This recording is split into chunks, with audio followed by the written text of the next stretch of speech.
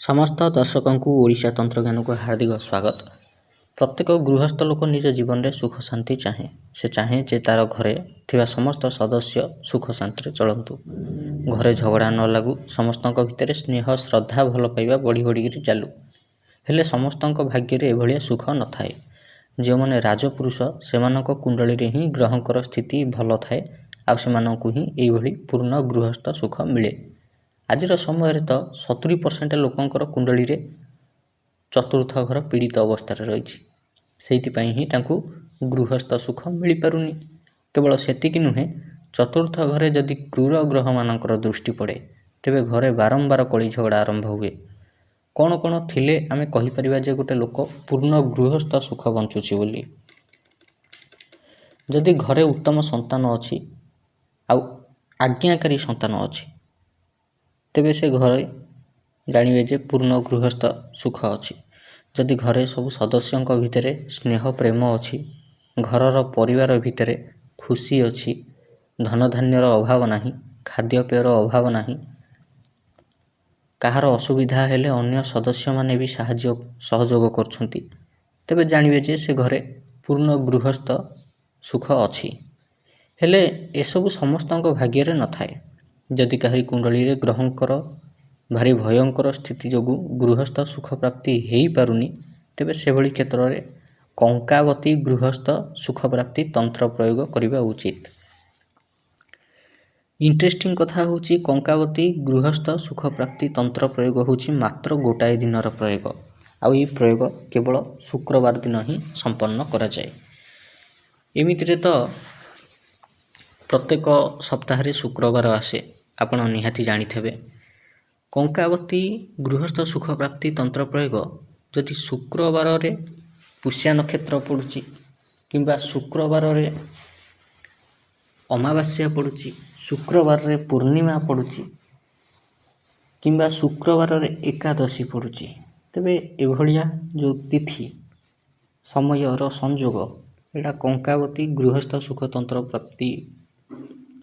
ପ୍ରାପ୍ତି ତନ୍ତ୍ର ପ୍ରୟୋଗ ପାଇଁ ସବୁଠୁ ବେଷ୍ଟ ଦିନ ବୋଲି ଧରାଯାଏ। ଯଦି ଏଭଳିଆ ଦିନ ବର୍ତ୍ତମାନ ନାହିଁ, ତେବେ ବି ଭୟ କରିବାର କିଛି ନାହିଁ। ଯେକୌଣସି ଶୁକ୍ରବାର ଆପଣ ଏଇଟାକୁ ପ୍ରୟୋଗ କରିପାରିବେ। ଆପଣ ଯଦି ଚାହିଁବେ ନିଜ ସାରା ଜୀବନ ପ୍ରତ୍ୟେକ ଶୁକ୍ରବାର ମଧ୍ୟ ଏହାକୁ ପ୍ରୟୋଗ କରିପାରିବେ। ଏଥିରେ ଯେଉଁ ସାମଗ୍ରୀ ଦରକାର ହେବ, ବହୁତ ସିମ୍ପୁଲ୍ ସାମଗ୍ରୀ, ଆଉ ଏହାର ପ୍ରଭାବଟା ବି ଭାରି ଜୋରଦାର ରହେ।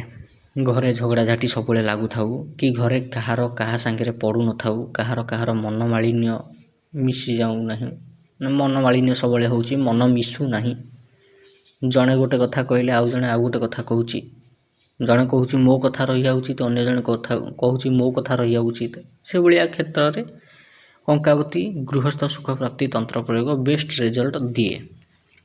କାହାର ଘରେ ସନ୍ତାନ ନାହିଁ, କାହାର ଘରେ ତାଙ୍କର ସ୍ତ୍ରୀ ଭାରି ଦୁଷ୍ଟ ପ୍ରକୃତିର, କିମ୍ବା କାହା ଘରେ ତାଙ୍କ ପୁରୁଷ ତାଙ୍କର ସ୍ୱାମୀ ଦୁଷ୍ଟ ପ୍ରକୃତିର, ମଦ ପିଇକିରି ଆସିକି ମାରପିଟ୍ କରୁଛନ୍ତି, କି କାହାର ସ୍ତ୍ରୀ ବାହାରେ ଏକ୍ସଟ୍ରା ମ୍ୟାରିଟାଲ ଆଫେୟାର ରଖୁଛନ୍ତି, କିମ୍ବା କାହାର ଶାଶୁ ଶ୍ୱଶୁର ଭଲ ନୁହନ୍ତି, କାହାର ନଣନ୍ଦ ଭଲ ନୁହନ୍ତି, ଯେଭଳିଆ ସିଚୁଏସନ୍ ହେଉନା କାହିଁକି, ଏଇ ପ୍ରୟୋଗ କରିବା ଦ୍ୱାରା ସମସ୍ତେ ସୁଧୁରିଯିବେ।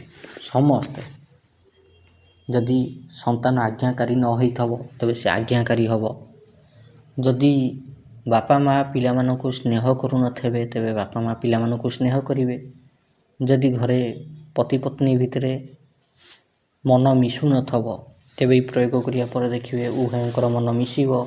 ଘରେ ଯଦି ଟିକେ କଥାରେ ଝଗଡ଼ାଝାଟି ଆରମ୍ଭ ହୋଇଯାଉଥିବ, ଦେଖିବେ ଏଇ ପ୍ରୟୋଗ କରିବା ପରେ ଘରେ ଝଗଡ଼ାଝାଟି ବନ୍ଦ ହୋଇଯିବ।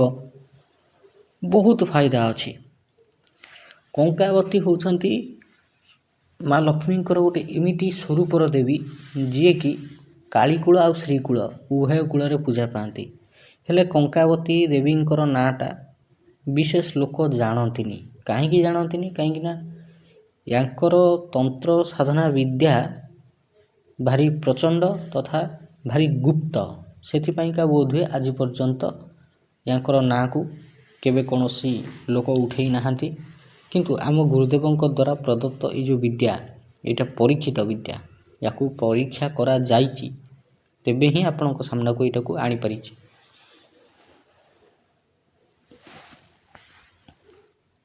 ତେବେ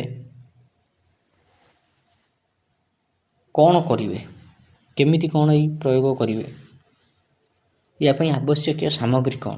ୟା ପାଇଁ ଆବଶ୍ୟକୀୟ ସାମଗ୍ରୀ ହେଉଛି ଗୃହସ୍ଥ ବାଧା ନିବୃତ୍ତି ଯନ୍ତ୍ର, ଆଉ ଗୋଟେ ହେଉଛି ଲାଲ ମୁଙ୍ଗାମାଳା, ଆଉ ଧୂପ ଦୀପ। ବାସ୍ ଏତିକି ଜିନିଷ ହିଁ ଆବଶ୍ୟକ, ଆଉ କିଛି ଜିନିଷ ଆବଶ୍ୟକତା ନାହିଁ। ଫୁଲ, ଚନ୍ଦନ, କୁଙ୍କୁମ, କେଶର କିଛି ଆବଶ୍ୟକତା ନାହିଁ। ଯଦି ଆପଣଙ୍କର ଇଚ୍ଛା ଚଢ଼େଇବା ପାଇଁକା ତେବେ ଚଢ଼େଇ ପାରିବେ, କିନ୍ତୁ ଏଗୁଡ଼ା ସବୁ ଅପସନାଲ୍। ମେନ୍ ଜିନିଷ ହେଉଛି ଗୃହସ୍ଥ ବାଧା ନିବୃତ୍ତି ଯନ୍ତ୍ର, ଲାଲ ମୁଙ୍ଗାମାଳା, ଧୂପ ଦୀପ। ବାସ୍। କେମିତି କରିବେ ଏଇ ସାଧନା? ଯେକୌଣସି ଶୁକ୍ରବାର ରାତି 8ଟା ପରେ ପୂର୍ବ କିମ୍ବା ଉତ୍ତର ଦିଗକୁ ମୁହଁ କରିକି ବସିବେ। ସାମ୍ନାରେ ଗୋଟେ ପ୍ଲେଟ୍ ଉପରେ ଗୃହସ୍ଥ ବାଧା ନିବୃତ୍ତି ଯନ୍ତ୍ରଟିକୁ ରଖିବେ। ଯନ୍ତ୍ରଟିକୁ ଧୂପ ଦୀପ ଦେଖେଇବେ। ଗୋଟେ ଧ୍ୟାନ ରଖିବେ କଥାଟା, ଯେତେବେଳେ ଆପଣ ଦୀପ ଲଗେଇବେ ନିଜର ବାମ ହାତ ସାଇଡ଼୍ରେ ସବୁବେଳେ ଦୀପଟାକୁ ରଖିବେ, କାରଣ ସେଇଟା ହେଉଛି ଦେବତାଙ୍କର ଡାହାଣ ହାତ ଆଉ ଆମର ବାମ ହାତ। କିଛି ଲୋକ ଥାଆନ୍ତି ଯେଉଁମାନେ ଦୀପଟାକୁ ନିଜର ଡାହାଣ ହାତ ପାଖରେ ରଖନ୍ତି, ସେମିତି କରିବା କଥା ନୁହଁ। ଧୂପଟା ସବୁବେଳେ ନିଜର ଡାହାଣ ହାତ ପାଖରେ ରଖିବେ। ଏଇଟା ହେଉଛି ନିୟମ ପୂଜାର। ତେବେ ଆପଣ ଯନ୍ତ୍ରଟିକୁ ରଖିବେ ସାମ୍ନାରେ ଶୁକ୍ରବାର ରାତି 8:30 ପରେ ଉତ୍ତର କିମ୍ବା ପୂର୍ବ ଦିଗକୁ ମୁହଁ କରିକି ବସିବେ। ଏଥିରେ ବସ୍ତ୍ରର କୌଣସି ସେମିତି ରେଷ୍ଟ୍ରିକ୍ସନ୍ ନାହିଁ। ଆପଣ ଯେକୌଣସି ରଙ୍ଗର ବସ୍ତ୍ର ପିନ୍ଧିକି ବସିପାରିବେ, ଯେକୌଣସି ରଙ୍ଗର ଆସନ ପକାଇକିରି ବିଛେଇକିରି ବସିପାରିବେ। କେବଳ ସାମ୍ନାରେ ପ୍ଲେଟ୍ ଉପରେ ଯନ୍ତ୍ର ରଖିବେ, ଯନ୍ତ୍ରଟିକୁ ଧୂପ ଦୀପ ଦେଖେଇବେ, ଆଉ ଲାଲ ମୁଙ୍ଗାମାଳା ଧରିକିରି ମନ୍ତ୍ର 3 ମାଳା ଜପ କରିବେ। କ'ଣ ମନ୍ତ୍ରଟା? ଓମ୍ ଶ୍ରୀಂ ମମ ଗୃହେ ତୁଷ୍ଟିଂ ଭବ କଙ୍କାବତୈ ଶିରୋ ଭବ ଫଟ୍ ସ୍ୱାହା। ଇଏ ହେଲା ମନ୍ତ୍ର। ଆଉ ଥରେ କହୁଛି, ଓମ୍ ଶ୍ରୀଂ ମମ ଗୃହେ ତୁଷ୍ଟିଂ ଭବ କଙ୍କାବତୈ ଶିରୋ ଭବ ଫଟ୍ ସ୍ୱାହା। ଇଏ ହେଉଛି ମନ୍ତ୍ର। ଏଇ ମନ୍ତ୍ରକୁ ମାତ୍ର 3 ମାଳା ଜପ କରିବେ। 3 ମାଳା ଜପ କରିସାରିବା ପରେ ସେ ଯନ୍ତ୍ରଟିକୁ ନେଇକରି ନିଜ ଆଲମିରାରେ ନଚେତ ଟ୍ରେଜେରୀରେ କିମ୍ବା ଘରର ପୂଜା ସ୍ଥାନରେ ରଖିଦେବେ। ଏଇ ଯନ୍ତ୍ର ଯେ ପର୍ଯ୍ୟନ୍ତ ଘରେ ଥିବ ସେ ଘରେ ସୁଖ ଶାନ୍ତି ବିରାଜମାନ କରିବ।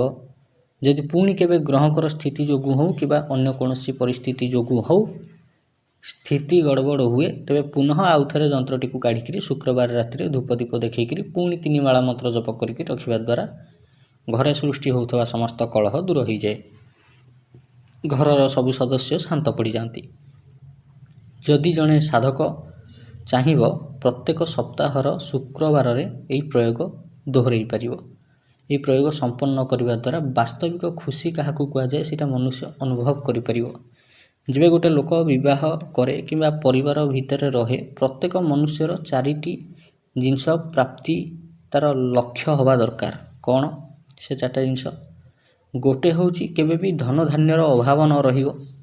ଦ୍ୱିତୀୟ ହେଉଛି ଶତ୍ରୁ କେବେ ବି ନ ଲାଗିବେ।